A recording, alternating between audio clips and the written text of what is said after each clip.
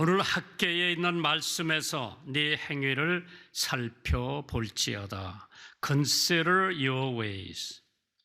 이스라엘 백성들이 하나님을 믿지 않고 우상을 섬기는 까닭에 하나님께서 이스라엘 백성들을 내쳤죠. 그래가지고 이웃나라의 포로가 되어가지고 엄청 어려운 생활을 하다가 하나님께서 그 포로들을 다시 본국에 소환을 하게 됩니다. 그러면서 그때 당시에 이게 지금 주전 537년, 38년 얘기니까 지금으로부터 한 2600년 전 얘기예요. 그때 포로로 잡혀갔던 사람 5만 명을 다시 본국으로 보내는데 하나님께서 그들에게 첫 번째 책임을 주시는데 그 책임이 하나님의 성전을 재건해라. 솔로몬이 지었던 그 거대한 성전이 완전히 파멸이 돼가지고 없어지다시피 했으니까 이제 귀환을 하면, 돌아가면은 제일 먼저 하는 일이 하나님의 성전을 지으라고 하는 하나님의 명령입니다. 그만큼 하나님의 성전은 하나님께서 마음에 두고 계신 줄 믿으시기 바랍니다. 학계라고 하는 책, 해기야의 축제라고 하는 뜻이 있답니다. celebration. 그래서 이러한 그 축제, 학계가 왜 그러한 것은요, 이제 포로로 고생 생활을 많이 하던 사람들이 다시 본국에 소환이 될 때 얼마나 기쁘겠습니까? 그러니까 축제를 하는데 그 축제하기 위해서 제일 먼저 해야 할 일이 하나님의 성전을 재건하라고 했습니다. 학계라고 하는 성경책은 스바냐 다음에 구약에서 분량이 적은 책이지만은 교훈은 매우 중요합니다. 학계 선지자는 순종의 결과와 불순종의 결과를 적나라하게 명확하게 지적한 선지자입니다. 구약에서 학계가 마지막으로 세 번째 책이고 봐야 2장밖에 없어요. 짤막한 하나님의 말씀이었지만은 거기는 하나님이 이스라엘 백성들에게 주시는 4가지 말씀, 4가지 명령이 있습니다. 4가지 주제가 있습니다. 학계 1장 5절에 보니까 그러므로 이제 나 만군의 여호와가 말하노라. 사람들이 얘기하는 게 중요한 게 아니라 천지를 창조하시고 우주를 창조하신 하나님이 말씀할 때 여러분과 저는 귀를 기울이는 것이 축복되는 줄 믿으시기 바랍니다. 그러므로 이제 나 만군의 여호와가 말하노니 너희는 자기의 행위, 자기의 소위를 살펴볼지어다. 학계 2장 15절에 이제 청컨대 너희는 오늘부터 이 전 곧 여호와의 전에 돌 위에 접쳐 놓지 않았던 때를 기억하라, 추억하라고 했습니다. 학계 1장 13절에 보시면은 때에 여호와께서 사자 학계가 여호와의 명을 의지하여 백성에게 고하여 가로되 나 여호와가 말하노니 내가 너희와 함께 하노라 하셨느니라. 학계 2장 6절에 나 만군의 여호와가 말하노라. 조금 있으면 내가 하늘과 땅과 바다와 육지를 진동시킬 것이라. 근데 학계 2장 4절에 보니까 스룹바벨아 스스로 굳세게 할지어다. 여호수아야, 그 사람은 제사장이지요. 스스로 굳세게 할지어다. 모든 땅의 백성들아 스스로 굳세게 하여 일할지어다. 내가 너와 함께 하노라. 만군의 여호와의 말씀이니라. 하나님이 말씀하실 적에는 우리는 귀를 기울여야 될 줄 믿습니다. 나폴레옹, 그 사람 사전에는 불가능이 없다 그랬죠. 나폴레옹이 한 전투에서 패전한 일이 있었는데 그 원인을 캐 들어갔답니다.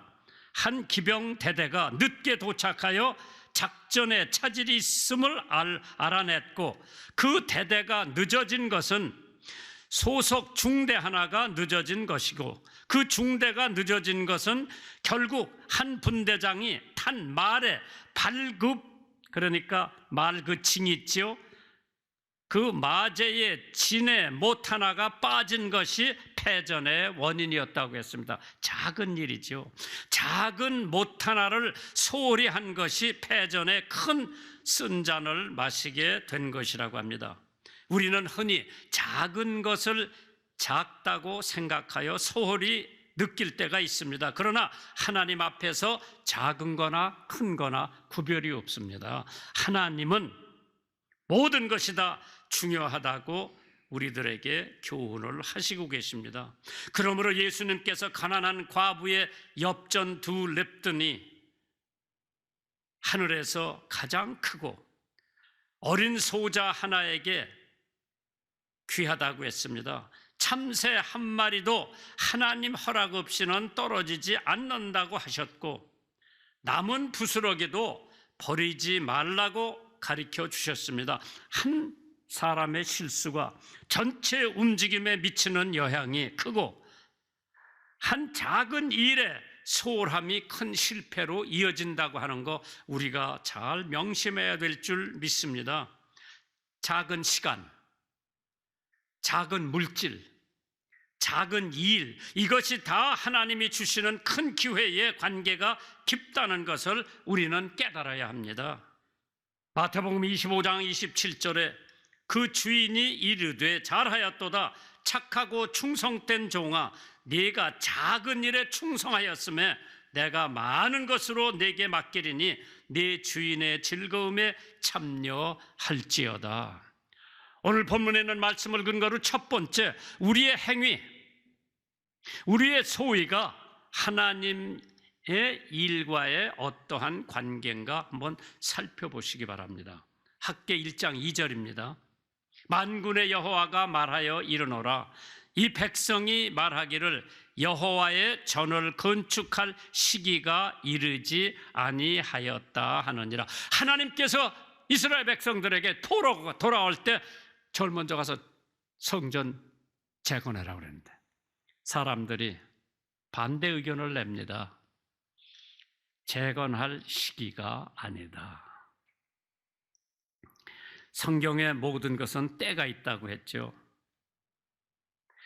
천하의 범사가 기한이 있고 모든 목적이 이룰 때가 있나니, 날 때가 있고 죽을 때가 있으며, 심을 때가 있고 심을 것을 뽑을 때가 있으며, 죽일 때가 있고 치료시킬 때가 있으며, 헐 때가 있고 세울 때가 있으며, 울 때가 있고 웃을 때가 있으며, 슬퍼할 때가 있고 춤출 때가 있으며, 돌을 던져버릴 때가 있고 돌을 걷어들일 때가 있다고 했습니다. 이것은 세상 일과 사람의 활동 반경을 말하는 것이지 하나님의 사역을 말하는 것은 아니라고 합니다.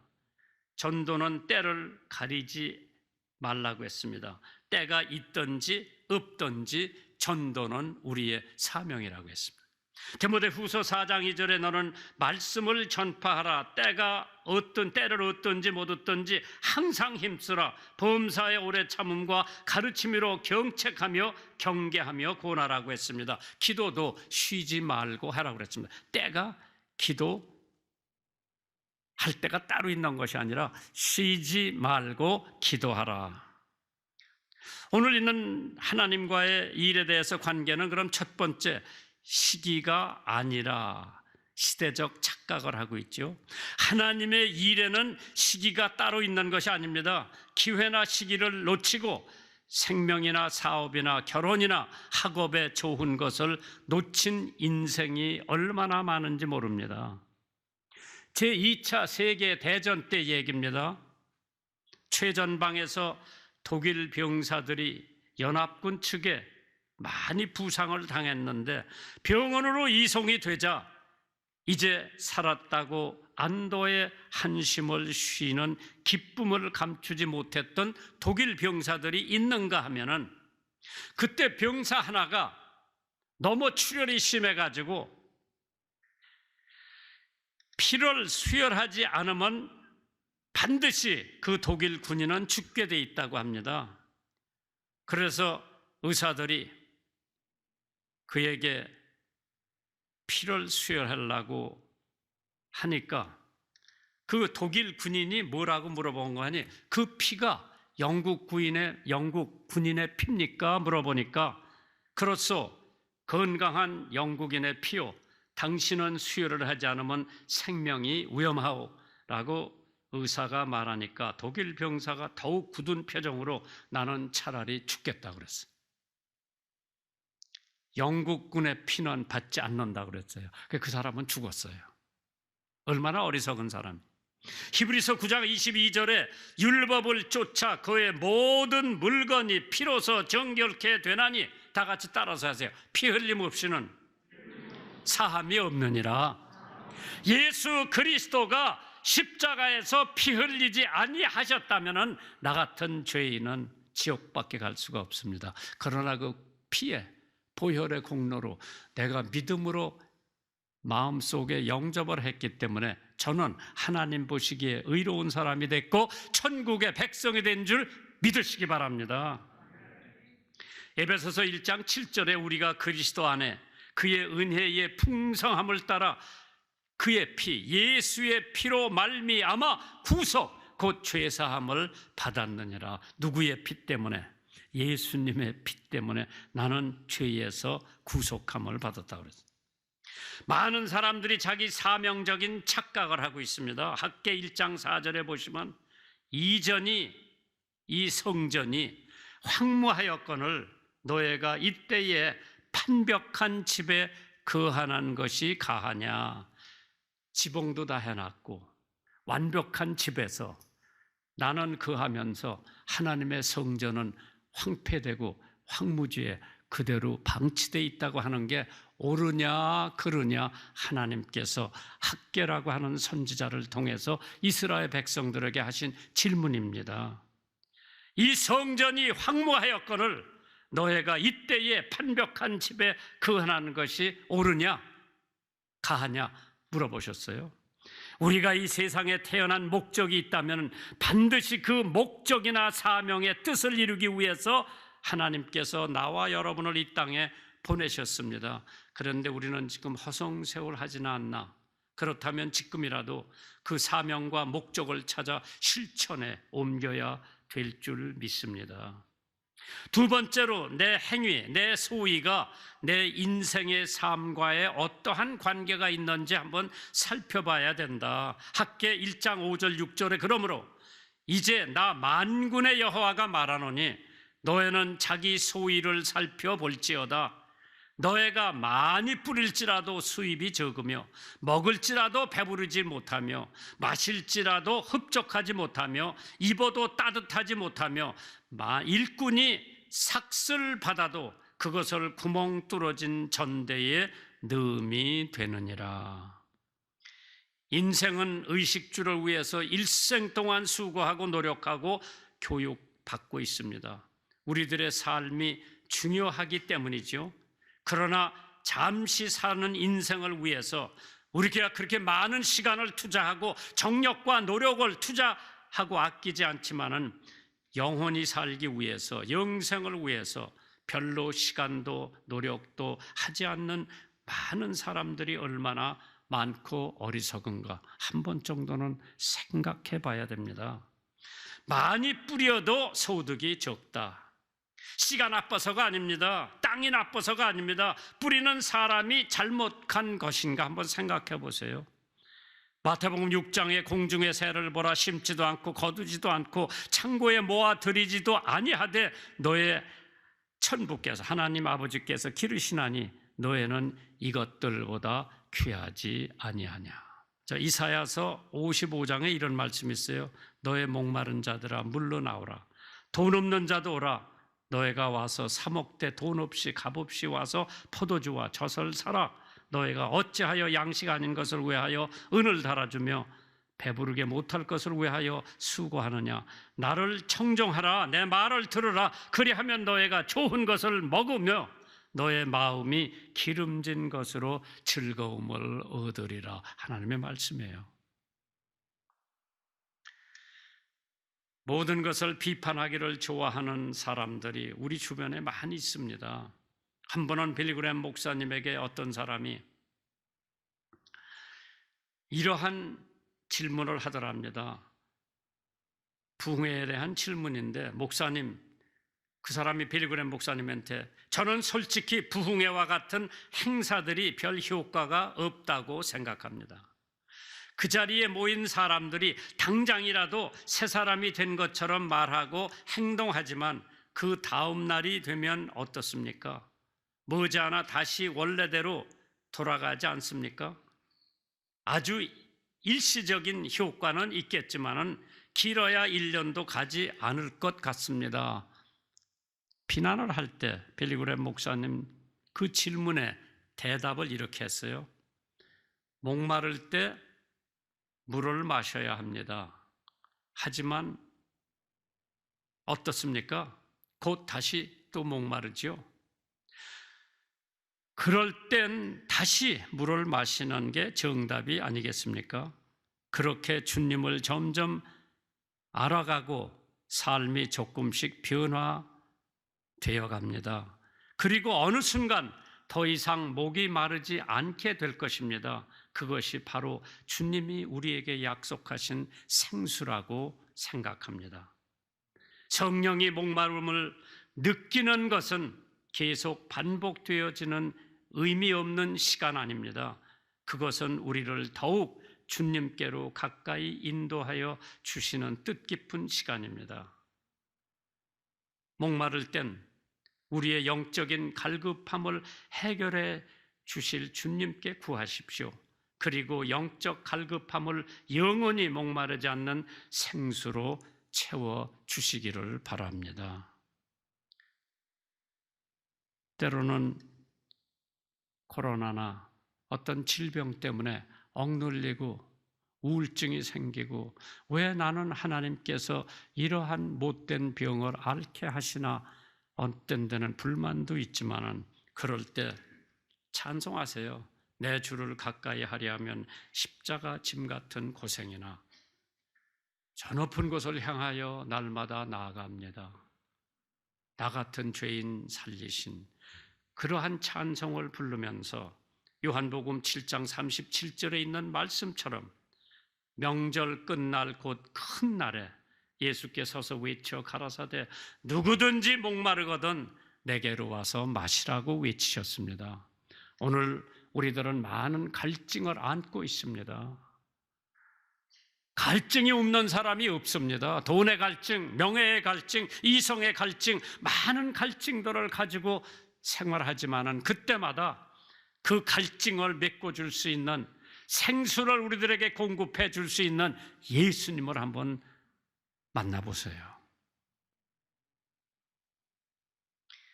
갈증의 인생, 마실지라도 배부르지 못하고 마실지라도 다시 목마릅니다. 우리는 마시고 또 마셔도 갈증은 면하지 못합니다. 이성의 갈증, 명예의 갈증, 권력의 갈증, 미의 갈증, 재물의 갈증. 요한복음 4장 13절에 예수께서 대답하여 가라사대 이 물을 먹는 자마다 마시는 자마다 다시 목마르냐니와 내가 주는 물은 예수님이 주시는 물은 먹는 자는 영원히 목마르지 아니하니라. 나의 주는 물은 그 속에서 영생하도록 솟아나는 샘물이 되리라. 여자가 가로되 주여 이런 물을 내게 주사 목마르지도 않고 또 여기 우물에 물길러 오지도 않게 하옵소서. 마지막으로요, 내가 하는 사역과의 관계를 한번 살펴보라고 그랬어요. 학계 1장 8절에 너희는 산에 올라가서 나무를 가져다가 성전을 건축하라. 그리하면 내가 그로 인하여 기뻐하고 또 영광을 얻으리라. 나 여호와가 말하노라.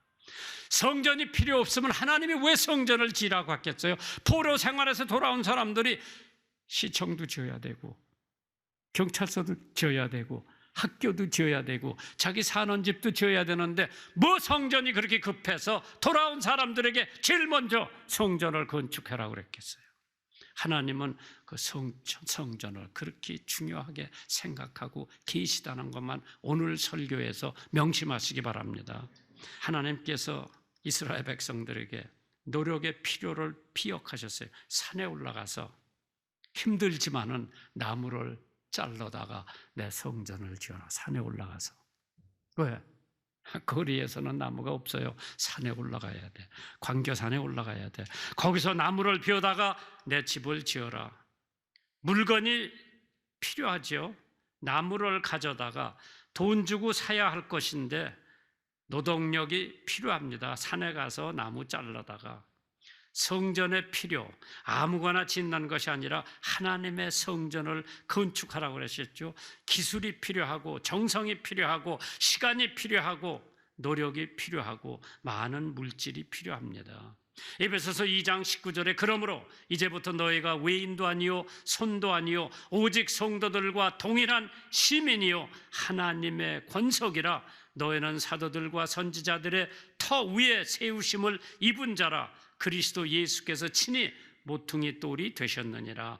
그의 안에서 건물마다 서로 연결하여 주 안에서 성전이 되어가고 너희도 성령 안에서 하나님의 거하실 처소가 되기를 위하여 예수 안에서 함께 지어 가느니라.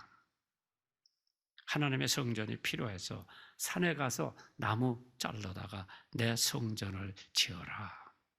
학교 짓기 전에, 우리 집 짓기 전에, 경찰서 짓기 전에, 국회의사당 짓기 전에 먼저 내 집을 하나님의 성전을 지으라고 포로에서 막 돌아온 사람들 앞에 재촉하는 하나님. 왜요? 성전을 통해서 이스라엘 백성들에게 축복을 주시고 지켜주시고 보호해 주시기 위해서 성전을 지으라고 하신 줄 믿으시기 바랍니다. 성전은 황무했고 땅에서는 이슬이 그쳤고 현재로 심판을 받아야 할 이스라엘 백성들에게 참 하나님께서 축복해 주시는 가운데 우리도 어떻게 살아야 하느냐, 내 삶의 행실을 다시 한번 살펴보고, 여기 이런 얘기가 있어요. 로런 히얼 목사님이 있는데 어느 날 거리를 지나가다가 몇 마리의 돼지가 그 돼지 키우는 사람처럼 졸졸졸졸졸 따라가더래. 그 뒤에서 보니까 어디로 가나 보니까 도살장 가는데 돼지는 그것도 모르고 따라가는데 그 목사님이 보니까 저 돼지가 어떻게 저렇게 양처럼 주인을 따라가나 보니까 물어봤대요. 저 돼지가 도살간이로 가는데 왜 당신을 이렇게 따라가냐 그러니까 바구니에 콩이 있었어. 그래서 콩을 하나씩 떨어뜨리면서 돼지가 그 콩 주워 먹는 맛에 그냥 따라가는데 그 목사님이 그때 깨달았대요. 야, 바로 그거라구나. 마귀가 우리를 유혹하는 방법이구나. 사탄의 쾌락의 콩, 정욕의 콩, 욕망의 콩, 우매의 콩, 죄악의 콩 등을 헤아릴 수 없이 많은 종류의 콩알을 계속해서 우리 앞에 뿌리고 가니까 그걸 우리가 주워 먹기 위해서 결국엔 지옥에 떨어지는 사람들이 있더라. 이제 우리들도 사탄의 콩을 주워 먹으러 다니지 말고 하나님의 말씀을 주워 먹으면서 천국에 가는 여러분들 되시기 바랍니다.